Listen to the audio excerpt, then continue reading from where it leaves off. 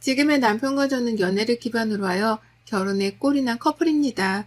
연애 기간 동안 누구보다도 행복한 연애를 하였고 결혼 준비 기간에도 별 탈 없이 준비한 끝에 결혼을 하였고 신혼생활을 즐기고 있던 어느 날부터 일은 시작되었습니다. 아니 어쩌면 결혼 준비 기간 중에 제가 상처받았던 사건으로 인해 일은 시작되고 있었는지도 모릅니다. 갑자기 주말에 시댁 호출이 있었습니다. 매번 급 호출도 아니고 또 신혼초니까 보고 싶어서 부른다 생각하고 시댁에 갔습니다. 남편은 아들만 둘인 집안의 둘째 아들로 집안이 부자인 축에 속합니다. 경제적으로 부족함 없이 자라왔습니다. 물론 저희 집도 돈이 없는 집은 아니었지만 한 가지 좀 흠이라고 할 것은 재혼 가정입니다. 저는 스스로 흠이라고 생각하지 않지만 워낙 가부장적이고 유교 사상을 중시하며 약간 심할 정도의 꼰대의 기질이 있는 시부모님에게는 저희 집이 재혼 가정이 흠입니다. 그래서 흠이라고 설명을 드립니다. 신혼을 맞이하고 처음 시댁에 가는 것이라서 들뜬 마음으로 시댁에 가게 되었습니다. 반가운 마음으로 시댁에 도착하였는데 마침 형님이 먼저 와 계셨고 어머님과 같이 음식을 하고 계셔서 도착하자마자 음식 자만을 함께하러 주방으로 가게 되었습니다. 반가운 마음에 형님, 어머님 하면서 인사하고 애교스럽게 다가갔는데 시어머니의 차가운 반응 당황스럽습니다. 예, 음식을 해야 하는데 그 손으로 할 수 있겠니? 옛날 같았으면 너 부엌에는 들어오지도 못할 상태다. 저리 가서 다른 거 해라. 신혼이기에 결혼식 이후 또 신혼여행 때 한껏 예쁘게 네일아트를 한 저의 손을 보고는 한마디 하는 시어머니에 당황스러웠습니다. 이 상황에서 형님도 고개를 푹 숙이고 아무 말도 안 하는데 저도 모르게 죄송하다는 말과 함께 손톱 깨끗이 제거할게요 어머니 라고 답변하게 되었습니다. 왠지 모르게 이렇게 답변해야 할 것 같은 분위기 숨 막히긴 했지만 워낙 깔끔함을 중시하는 시어머니라서 그럴 수도 있지 뭐 라고 생각하고 넘겼습니다. 저희 집의 분위기하고는 정말 많이 다른 시댁입니다. 여자는 부엌 일에 남자는 거실에서 TV 시청, 남자들은 절대 부엌에 들어오지 않고 손에 물 한 방울 묻히지 않는 시댁의 분위기, 첫 느낌은 달라지지 않기에 불길했습니다. 음식 잔만을 한참 동안 하고 식사를 다 같이 해야 하는 시간에 저희 시댁은 남녀 7세 부동석을 지키는 곳이었습니다. 요즘 시대에 남녀 7세 부동석이라니 사내 남 계집녀 7, 7, 해세, 아니 부, 가틀동, 자리석 이게 정말 실화인가 싶었습니다. 저보다 먼저 시댁의 분위기를 경험한 형님은 당연하다는 듯이 따로 상을 차리고 요구사항을 말하면 바로 응하는 자세까지 취하셨습니다. 처음 보는 모습에 낯설면서도 오늘만 이러는 건가? 몰래카메라인가? 별 생각을 다 했습니다. 결혼 준비할 때는 시댁에 한 번도 놀러와 본 적도 없었고 남편이 꼰대적인 성향의 마인드 또는 남녀의 차이를 가르는 행동이나 말도 생각들을 표현한 적이 없어서 더 당황스럽습니다. 동서 이런 집안인지 모르고 온 거야? 좀 당황하는 기색이 보여서 하는 말이야. 이런 분위기 끝에는 항상 후처치를 해주시니까 참고 적응해. 그냥 그게 속 편해. 후처치라니요? 아버님이 돈 주시잖아. 그리고 이런 거 다 알고 왔을 거라 생각했는데 부잣집 며느리가 괜히 부잣집 며느리야? 다 아는 여우인 줄 알았는데 동서 아닌가 보네? 형님의 말에 저는 충격이었습니다. 이게 무슨 상황인가 기쁜 마음을 가지고 시댁에 온 저의 마음이 싹 사라지고 있었습니다. 다 같이 모여서 가족의 밥을 먹는 의미는 같이 소통하고 대화하면서 정을 나누면서 함께하기 위함이 아닌가 싶었는데 이건 무슨 종살이 같은 느낌이 확 들면서 점점 기분이 나빠지고 표정 관리를 할 수가 없었습니다. 시아버지는 진짜 형님 말대로 집에 갈 때가 되니 돈을 주셨습니다. 남들이 받는 용돈 수준이 아닌 수표였습니다. 그런데 저는 기쁨보다는 황당스러웠습니다. 이것은 용돈이 아닌 시아버지가 며느리가 이뻐서 주는 돈이 아니라 꼭 종을 불러서 일을 시키고 대가를 주는 것 같은 분위기가 너무나도 싫었습니다. 남편은 이 와중에 잘못되었다고 생각도 전혀 못하고 저의 표정을 보면서 왜 저러는지 싶어 저에게 왔습니다. 왜 그래? 밥 잘 안 먹었지? 속이 안 좋아? 무슨 일 있어? 아니야, 오빠. 이따 집에 가서 이야기하자. 저는 밥을 먹는 둥 마는 둥 하고 밥상을 바로 또 치우고 설거지를 하면서 멍한 상태였습니다. 밥 준비하고 밥상 차리고 치우고 설거지하고 이게 끝인가 싶었는데 과일상에 다과성을 준비하는 시어머니 정말 기가 막혔습니다. 하지만 참아야지라고 생각하고 옆에 아무 말 없이 일하는 형님을 따라서 준비했습니다. 시댁은 쉬러 오는 곳이 아니다. 집에서 요즘 여자들은 이런 것도 안 한다면서? 그러니 여기 와서 좀 교육을 받고 집에 가서도 몸의 습관이 배어서 남편을 잘 내조할 수 있도록 연습한다 생각하고 부지런히 배우고 움직여라. 시어머니는 저희 엄마랑 동년배인데 정말 마인드는 무슨 조선시대를 능가하는 마인드였습니다. 시댁에서의 첫 한 끼는 정말 최악의 상태였습니다. 최악의 경험을 하고 집으로 왔습니다. 오빠, 오빠네 집은 왜 이래? 좀 이상한 것 같아. 남자들은 가만히 있고 여자들은 계속 종일 일만 하다가 서로 이야기도 안 하고 오는 이런 건 아니지 않아? 오빠네 집안 좀 이상해. 다른 집과는 정말 다른 분위기에 정말 말도 안 되는 분위기에 규칙이 있어. 그리고 며느리가 무슨 종이야? 일 시키고 나서 종을 부린 대가로 돈을 주시는 것도 좋게 보이진 않아. 이건 아닌 것 같아. 며느리와 자식 부모, 시부모님의 관계가 꼭 주인과 하인 관계 같이 보이고 정상적인 상황은 아닌 것 같아, 오빠.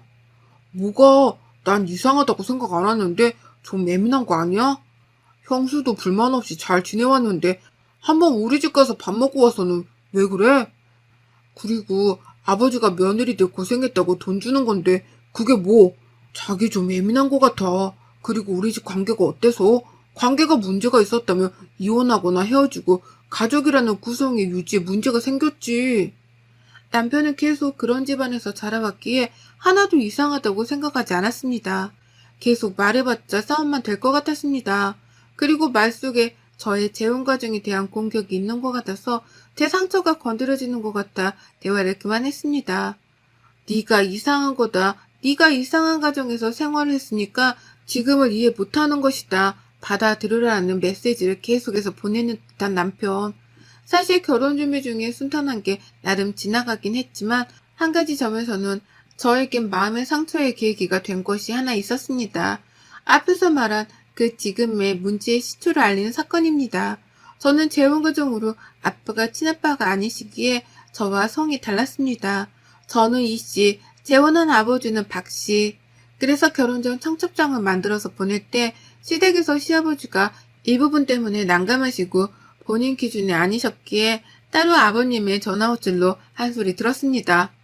아가 청첩장 말이다. 아버지의 성함을 친아버지 성명을 넣으면 안 되겠냐?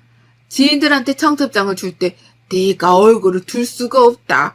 우리 집안이 재혼과정과 결혼한다는 건 용납할 수가 없는 일인데 100번 1000번 우리 집에서 많이 양보한 거니까 네가 좀 청첩장 혼주 성명 거는 생각 좀 해서 바꿔라.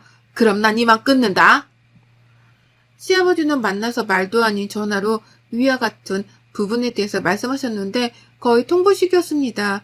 결국 저는 시아버지의 요청대로 현재의 아버지 성함이 아닌 이혼한 저희 친아버지 성함을 넣고 청첩장을 돌리게 되었습니다.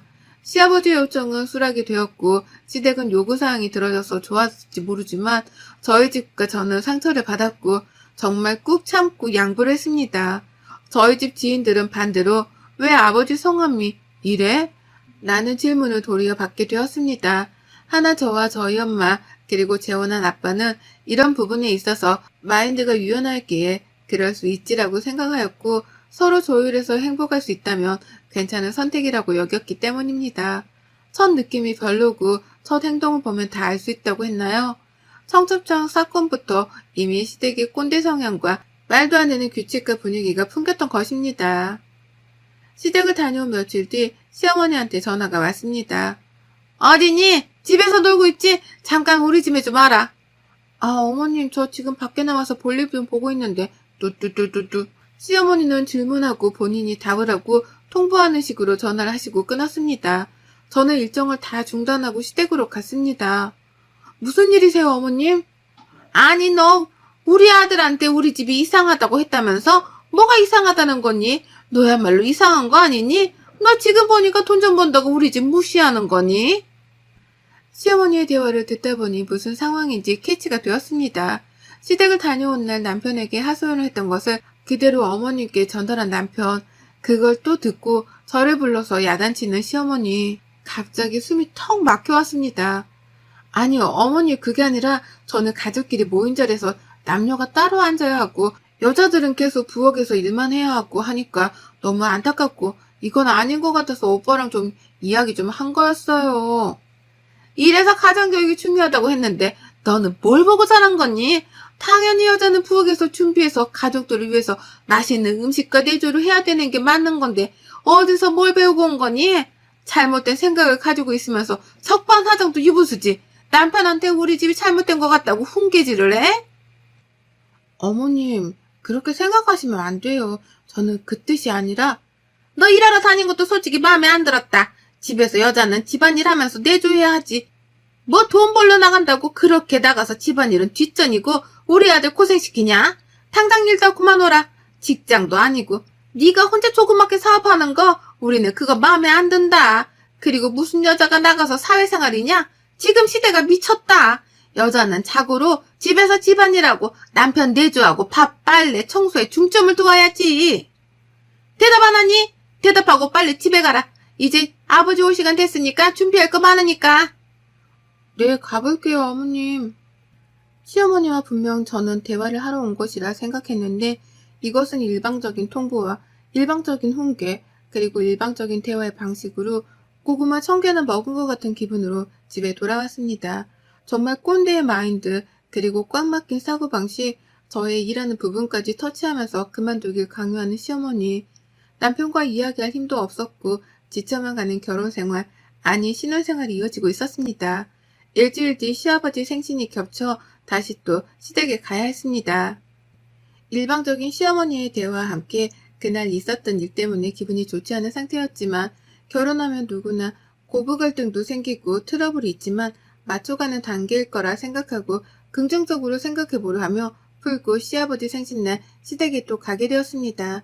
시아버지가 기분이 안 좋았습니다. 형님과 어머님은 먼저 주방에 계셨고 사태 파악을 하기 위해 저는 주방에 가서 왜 그런지 여쭤보았습니다. 동서, 왜 이렇게 늦게 왔어? 아버님 동서날 때문에 화났어. 네? 저 지금 일어나자마자 온 거예요, 형님.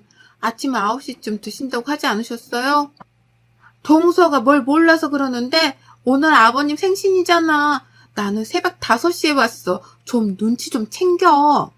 너는 지금 시간이 몇 시니? 꼭 이렇게 중요한 날에 늦게 와서 기분을 안 좋게 해야겠니? 정말 하나부터 열까지 마음에 안 든다. 7시 30분에 시댁에 왔는데 늦게 왔다고 눈치를 주는 형님과 잔소리하는 시어머니. 이 와중에 남편 또한 아차 싶었다면서 죄송하다고 인정하는 분위기. 시아버지는 기분이 상한 채로 방 안에서 혼자 누워있는 상황. 저는 정말 무언의 압박으로 시아버지께 찾아가서 죄송하다고 사죄할 수밖에 없었습니다. 너 오늘 무슨 날인지 알고 7시 반에 온 거냐?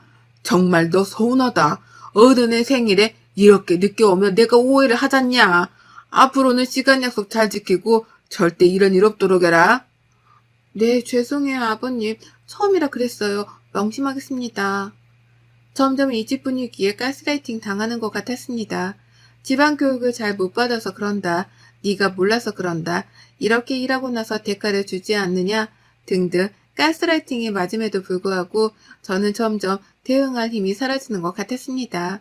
남편은 이 집에서 30년 이상 살아왔기에 뭐가 옳고 그른지조차 구분하지 못하였고 저는 이제 3개월 차의 시댁 분위기를 맛보고 저 또한 흔들리고 있는데 이 부분에 있어 친정에 말할 수도 없고 너무나 답답합니다.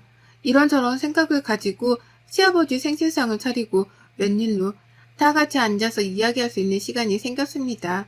시아버지가 다 같이 앉아보길 명했기 때문입니다.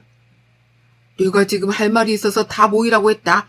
내가 할 말은 이번에 태양광 사업을 좀 하게 되었는데 너네들 각자 이름으로 하나씩 줄 건데 첫째는 첫째니까 5개, 너네는 둘째니까 1개씩, 그리고 우리 막내딸은 막내니까 3개로 정했다. 불만 가지지 말고 항상 강조하는 건 장유유서이다. 첫째가 잘 돼야 밑이 잘 되고 막내는 또 막내니까 챙겨주면서 케어해야 한다. 알겠냐? 시아버지의 일방적인 통보, 남이 봤을 땐 한 개라도 갑자기 떨어지는 사업인데 감사해야지라고 생각하겠지만 저는 이 나눠주는 사업의 개수에 화가 난다라기보다는 시아버지의 마인드입니다. 무슨 말도 안 되는 첫째와 막내 챙김과 둘째의 배분입니까? 이런 식으로 배분한다면 형제 간의 우애가 아닌 질투와 차별로 인한 갈등을 조장하는 것이라 생각했습니다. 정말 말도 안 되는 배분에 할 말을 잃었습니다. 넋이 나간 채로 부엌으로 향해서 다과를 준비하라는 시어머니의 말에 준비를 했는데 시어머니의 다음 말이 저를 더 충격 속으로 빠지게 만들었습니다. 아가, 너 피임해라 당분간. 네? 피임이요? 무슨 소리세요? 아까 아버지 말 들었지? 창의유서 중시하시는 거. 그리고 항상 형이 먼저 과업을 달성하고 동생이 달성해야 순리대로 흘러가는 거야. 그러니까 형이 먼저 아기를 가지기 전에는 너네가 먼저 가져서는 안 돼. 알겠냐? 뭐든 순서대로 위에서 먼저 시작되고 그 다음 아리가 해야지. 순리를 벗어나면 안 되는 거야. 만약 생기면 알아서 정리까지 해라. 성인이면 그 정도는 알아서 할 수 있지. 형님네가 결혼을 1년 정도 먼저 하셨는데 아직 아이가 생기지 않아 준비 중이신 상태였는데 저희가 먼저 아기가 생기는 것은 있어서는 안 되는 일이라면서 피임을 요구하는 시어머니. 시댁에서도 임신 순번제를 강요하다니 정말 말이 안 나왔습니다. 임신 순번제는 직장에서나 일어나는 일이라고 생각했는데 시댁에서 임신 순번제라니 그것도 안 생기는데 가지라고 강요하는 순번제가 아닌 가지지 말라고 강요하더니 이런 상황 속에서도 상대방이 납득할 시간조차 주지 않고 본인의 생각을 통보하고 그 통보에 동의하라는 대답을 강요하는 시어머니. 갑자기 숨이 막혀오는 황당함 속에서 대답을 했습니다.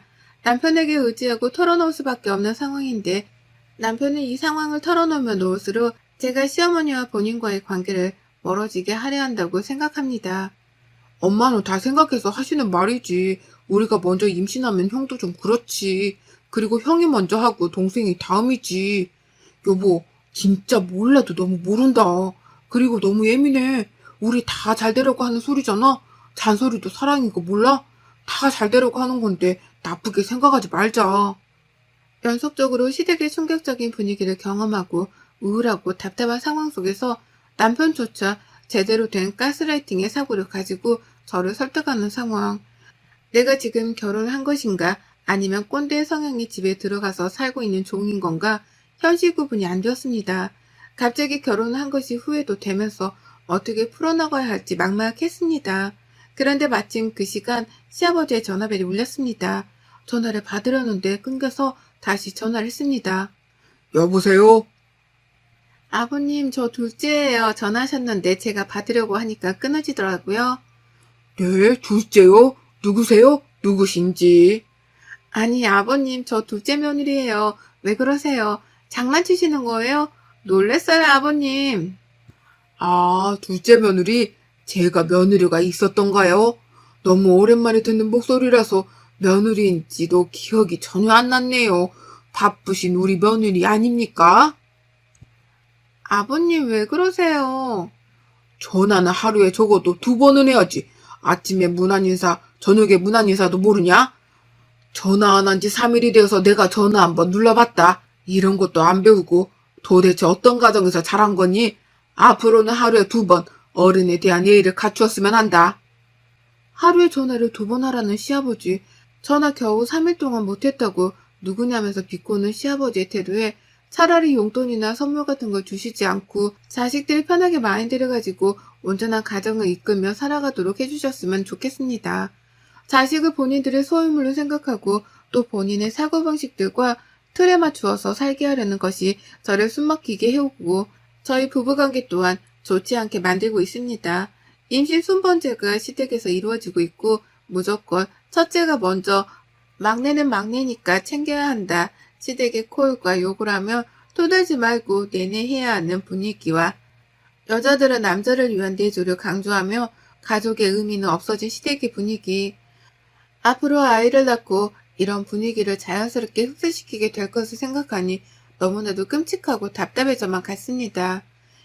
이 문제에 있어서 가장 제일 대화를 많이 해야 할 남편은 30년이라는 긴 시간 동안 이런 가정에서 자라왔고 철저한 가스라이팅으로 변하지 않을 것으로 보였습니다. 저는 빠른 결단을 내렸습니다. 이혼을 결심했고 다행히 혼인신고 전에 이혼을 하게 되었습니다. 이혼은 생각보다 쉽게 처리가 되었어요. 하지만 이후에 너 때문에 가문의 명예훼손이니 뭐니 계속해서 찾아오는 시부모님 때문에 저의 삶은 힘든 순간들도 있었지만 그래도 끝이 보이니 참을 수 있었습니다. 선하게 그리고 격식을 갖추는 것이 먼저 선하게 격식을 갖추는 사람에게나 허용되고 통하는 것이라는 것을 알게 되었습니다. 그리고 짧은 결혼 생활이었지만 시부모님의 약점을 알게 된 저는 그 약점을 터뜨리기로 했습니다. 바로 체면입니다. 제가 짧게나마 유지해온 결혼 생활을 시부모님의 회사와 지인에게 폭로했습니다. 폭로 전에도 이미 가문의 명예훼손이니 어쩌니 하면서 찾아와 협박한 것에 비하면 제가 한 것은 세 발의 피였습니다. 체면망신을 시키자라고 생각하니 제 속은 사이다처럼 시원했고 체면망신에 있어서 시댁은 지렁이를 밟으면 꿈틀듯이 극한 반응을 보이며 분노를 표출했습니다. 어디서 근본도 없는 년이 들어와서 우리 집안을 망신시켜? 너 가만두지 않겠어? 우리 가문에 쪽을 줘 감히? 어머님, 아니 아주머니, 평생을 본인이 살아온 규칙, 규범, 정의가 맞다고 살아오셔서 잘 모르시겠지만 그쪽 가정은 정상이 아닙니다. 아주 짧은 시간이나마 대개 가정에서 경험한 시간들은 정말 끔찍했습니다. 반성은 바라지도 않고 잘못되었다는 걸 조금이나마 아시길 기도해 봅니다. 짧은 결혼 생활이었지만 그 기간 동안 제가 잘못 살아온 것일까요? 너무 제가 자유분방했나? 우리 집의 교육이 잘못되었나 착각했었지만 제가 그 착각의 늪에 들어가서 허우적댔던 것이라는 것을 알게 되었습니다. 이혼의 선택에 후회가 없고 저는 제 자신을 사랑하며 저를 사랑하는 만큼 남을 사랑하며 저의 자유를 추구하듯 남의 자유도 존중하며 살아가고 있습니다. 결혼 생활은 서로 다른 환경 속에서 자란 사람들끼리 만나서 다시 또 다른 환경의 가정을 만들어가는 과정인데 서로가 돕고 맞춰가며 소통하여야 합니다. 끔찍하고도 비정상적인 꼰대시댁에서 벗어날 수 있어서 너무나도 행복합니다. 여러분의 생각은 댓글로 남겨주세요. 오늘도 시청해 주셔서 정말 감사합니다.